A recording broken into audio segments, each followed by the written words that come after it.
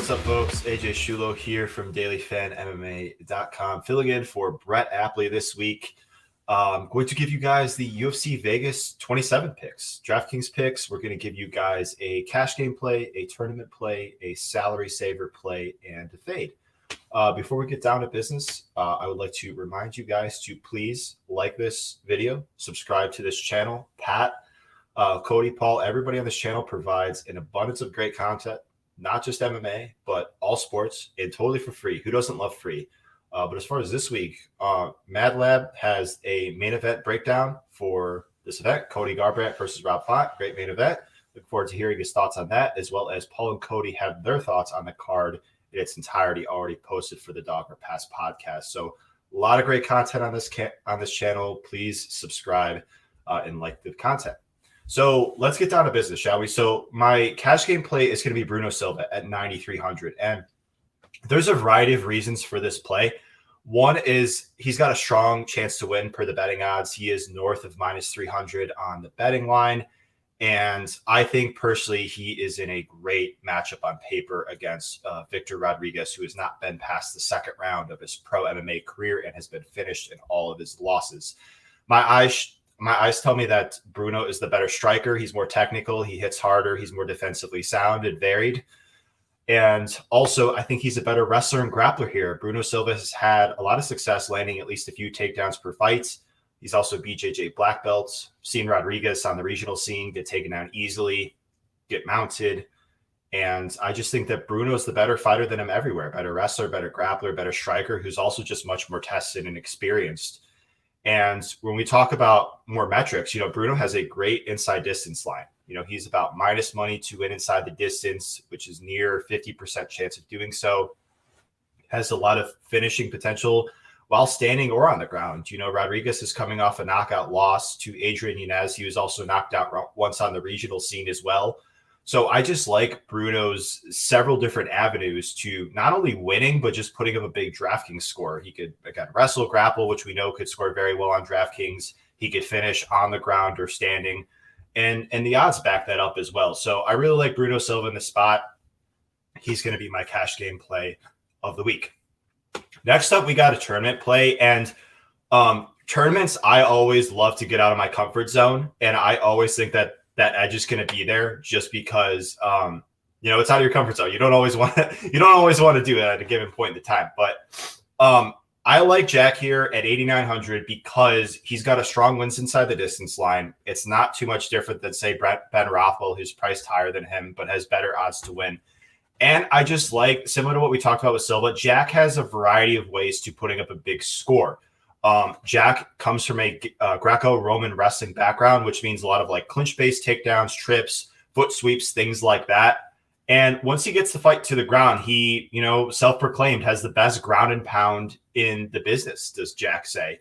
And he's also a very good submission grappler from the front headlock position, guillotine choke specifically. And so I just think that, Jack facing prospect here in Edmund Shabazian, who we've seen it more than once in the past, have cardio issues. There's always reason to believe that Edmund, who's so young in his career, is getting better. And I believe he has, but is it enough for him to fix up the holes that he's shown in his game in this amount of time? Last time he fought was in August of last year against Derek Brunson, where he showed, that he still has not patched up those holes that he had in his UFC debut against Darren Stewart. He's still slowed down there. In round 2, he got taken down. He got back mounted. He took a lot of ground and pound and then was finished in round 3. So I like Jack because he has the potential here to wrestle, wear Shabazian out. Jack has shown a higher tempo. He lands north of 5 significant strikes per minute. He's got a reach advantage here in Shabazian. And unless if Jack gets knocked out early, I just think that he has a lot of different ways to not only win, but just put up a dominant DraftKings score. Just go out there, land in volume, land takedowns, land a lot of ground and pound, non-significant strikes, earn top control time, and, even get a finish on the ground. So I just think that Jack Hermansson has got a variety of ways to putting up a big score. And not only that, I think he's a bit of a contrarian option because his odds to win aren't as high as, say, Damir Ismagulov, who's at the top tier, Ben Rothwell as well. And that's just something that I would like to do. I challenge myself at, get outside my comfort zone, play these guys that aren't labeled as safe, but do have upside and could hit that upside in a variety of ways. So Jack Hermanson at 8,900 is going to be my tournament recommendation. We got a salary play here, and it's got odds value, and I always look to go here in cash games, especially for fighters that are basically in a pick'em fight per the betting odds, and Carla Esparza pretty much is plus 100 on the betting odds, so like she's got a 50% chance to win.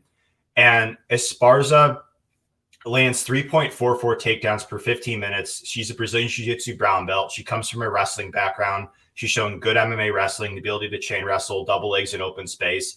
And that's how she wins fights: get takedowns, earn top control time, land non-significant strikes, and basically win rounds that way. She's not particularly a dangerous finisher, but as we've seen with this new DraftKings scoring system, you don't need a finish to put up a big score. I mean, we've seen fighters in the past go out there and just literally take the other guy down and just lay on them for 15 minutes and put up 106 points.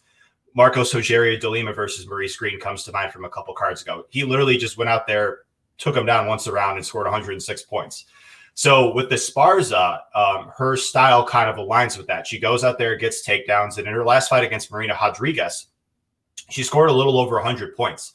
And I think that's her path to victory here against Yan Xiaonan. Yan Xiaonan is a fighter that a lot of people are high on, including myself.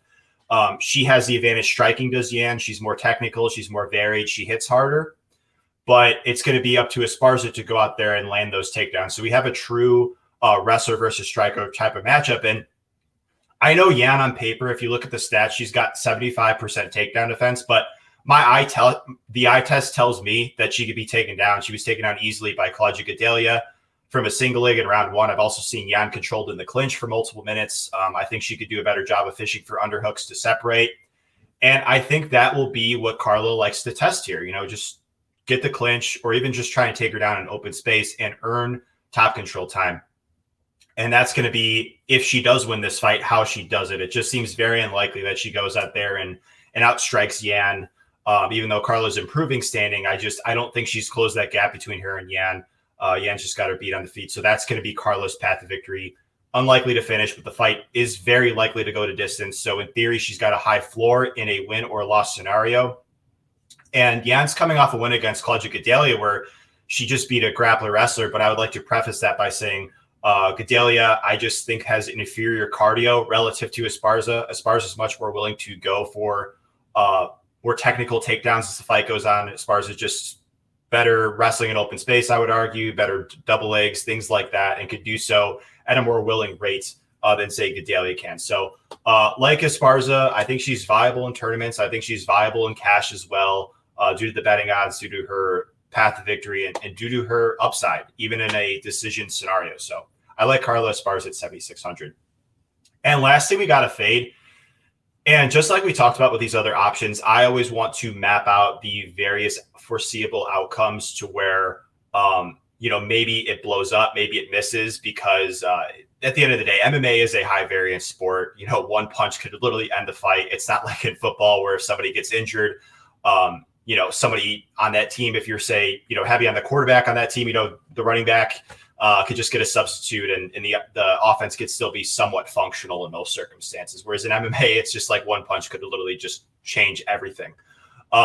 So with this recommendation, David Dvorak at 8,700, in theory, like, he could finish, but it doesn't seem particularly likely considering Paiva has shown a granite chin. I've seen him take a hard knee clean, and he just seemed largely unfazed by it. He got stopped by TKO against Rogerio Bontorin, but going back and watching it on film, and even if you want to look at like the notes of the stoppage, it was stopped due to a cut. It wasn't like he was knocked out or anything like that. His eye was just, it was just so messed up. He was rendered unable to continue by the staff.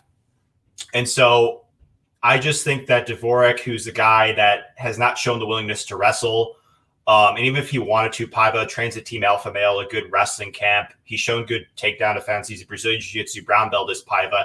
I just think that even if Dvorak just randomly wants to wrestle here, maybe we just haven't seen it from him, that it's just unlikely that he has a lot of success wrestling Paiva. And then in terms of the stand-up, Dvorak, I think he's a very intelligent and technical fighter, but he's a counter striker. He doesn't strike me as a huge power puncher. His volume is decent, but not great.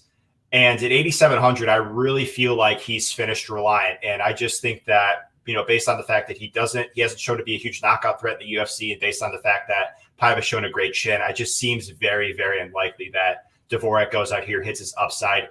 And he's not even that big of a favorite to go out here and win, right? I mean, he could even realistically lose. I just feel like at his price point, there's just other options that I want. I would prefer to target the dog in this matchup if I'm going to play this matchup at all in DraftKings. But Dvorak to me is the clear fade on this card. Just think that there's just a variety of ways that he doesn't hit his upside, and just so very few that he does. Just maybe like a late kick finish, maybe just something totally flukish happens. But other than that, I'm not going to let that scare me from being very, very light on him in tournaments. And that'll do it. Those are the plays. Want to go quickly over them again. Cash game play is Bruno Silva at 9,300. Tournament play, Jack Hermanson at 8,900. Salary play, Carlos Esparza at 7,600. And the fade of the week is David Dvorak. Thank you guys so much for the support. Really grateful to be filling in here for Brett Apley. If you guys haven't already done so, friendly reminder to hit the like button, hit the subscribe button. And my name is AJ Shulo. I can be found on Twitter at AJ_SCHULLO. Good luck on the contest, guys, and have a nice weekend.